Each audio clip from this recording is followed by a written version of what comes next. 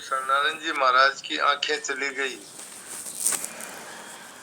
संपन्न परिवार के थे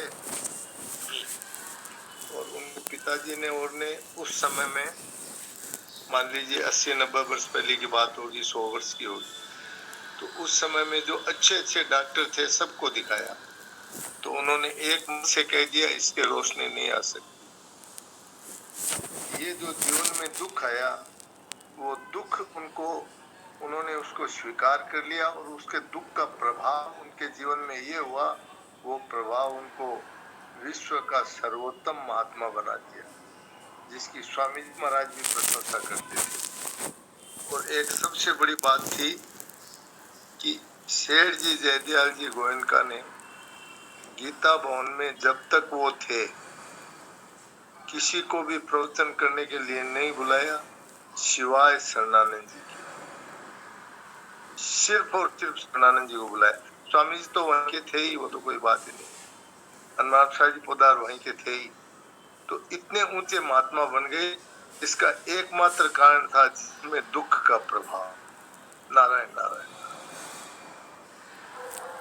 ये दुख के प्रभाव की बात जो है ना भाई जी, ये भी शरणानंद जी की दी हुई है। बिल्कुल ठीक है, उनकी पुस्तक है एक पूरी, दुख का प्रभाव। ये उन्हीं की खोज है। बिल्कुल पक्की बात। ऐसी पुस्तक और कहीं देखने में भी नहीं आती। नहीं आती। उनके बहुत लंबी चौड़ी पुस्तकें नहीं है, उनकी छोटी छोटी पुस्तकें ऐसी सारगर भी। हाँ जी, छोटी बहुत सारगर, बिल्कुल। आचार्य जी, हाँ, पूज्य शरणानंद जी महाराज कहते हैं देखने की दृष्टि के ऊपर ही ये बात आई थी।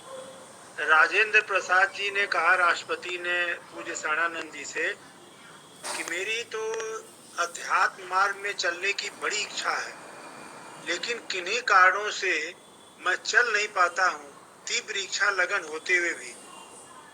तो पूज्य स्वामी शरणानंद जी महाराज बड़ी प्रसन्नता से उनको उत्तर दिए कि न चलने की वेदना में चलने का सामर्थ्य छिपा रहता है। न चलने की वेदना में चलने की सामर्थ्य छिपी रहती है।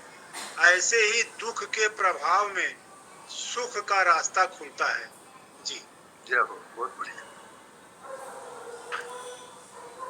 तो कहते हैं आचार्य जी, हाँ जी, आचार्य जी, शरणानंद जी की बात आ गई तब एक बात याद आ गई जी कि शरणानंद जी महाराज के पास में एक व्यक्ति जो विद्वान थे और प्रवचन वगैरह करते थे, लोगों को समझाते थे, तो कोई विशेष सभा में लोग आते तो सुनते नहीं थे, तो वो शरणानंद जी महाराज के पास में आए कि महाराज जी एक बात पूछनी है। बोले पूछो।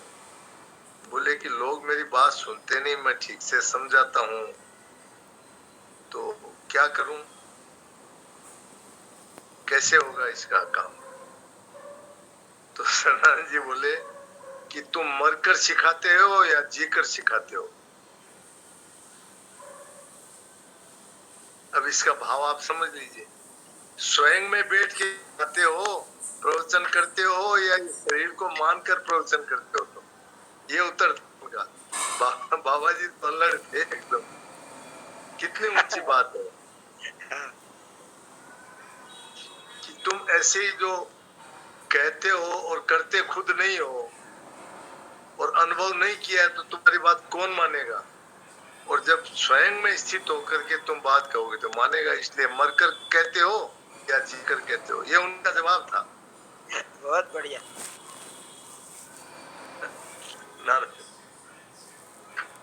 वो तो संक्षेप में बोलते थे। ये तो मैंने ये बात की क्लियर करने के लिए उन्होंने तो इतना ही कहा कि मरकर प्रवचन करते हो या जीकर करते हो, बस। ऊंची बातें एक दो लाइन में छोटे छोटे सेंटेंसों में कह देते हैं। महाराज जी, इसका थोड़ा सा दोबारा खुलासा करो, हमारी समझ में नहीं आई पूरी बात। मरकर जी कर ये वाली बात ये है कि जो जो स्वयं में स्थित होकर के अनुभव करके, जैसे महाराज जी हमको अनुभव की बातें बताते हैं, तो आज कितना प्रकाश फैल रहा है पूरे संसार में महाराज जी की बातों का। मैंने ऐसे सुना है कि अमेरिका में काफी जने साधक संजीवनी पढ़ रहे हैं। ये स्वामी जी महाराज जीवन का अनुभव स्वयं में स्थित होकर के ये बातें बताते थे, अनुभवी महापुरुष थे। इसलिए आज इतने वर्षों बाद में भी और बढ़ेगा ये प्रकाश। और जो बातें करते हैं, बातें बनाते हैं, खुद जानते नहीं है, खुद जीवन में अपनाते नहीं है, तब फिर उन बातों का प्रभाव नहीं होता है। इसलिए उन्होंने कहा कि आप मर का मतलब आप शरीर से संबंध रखते हो, भोग पदार्थों में, विषयों में आपकी आसक्ति है, तब आप पूजन करते हो तो ऐसा ही होगा। और स्वयं में स्थित होकर के, अनुभव होकर के जो बातें बताओगे, तब फिर लोगों में प्रभाव होगा। इसका अर्थ ये है। नारायण भाई जी, इसी आचार्य जी प्रणाम। इसीलिए इस ग्रंथ का नाम साधक संजीवनी रखा गया, नहीं तो मनुष्य संजीवनी भी लिख दिया जाता। ये साधक संजीवनी। भाई बात समझ में, धन्यवाद बहुत बहुत।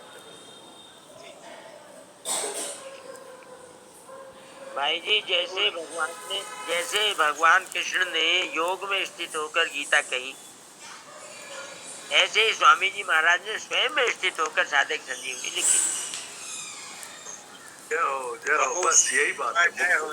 एकदम सही उत्तम बात बताइए, बहुत उत्तम बात। नारायण नारायण जी, बहुत बढ़िया आचार्य जी, बहुत बढ़िया। अच्छा, थोड़ा समय हो गया आचार्य जी, इनका मन था पद भजन सुनाने का, तो थोड़ा समय तो उतना ही है। सुनाओ भाई जी, सुनाओ। हाँ जी भाई जी, बिल्कुल। हाँ, दुर्गा मेमानी जी, आप जो कह रहे थे 3 बजे अभी जुड़े हुए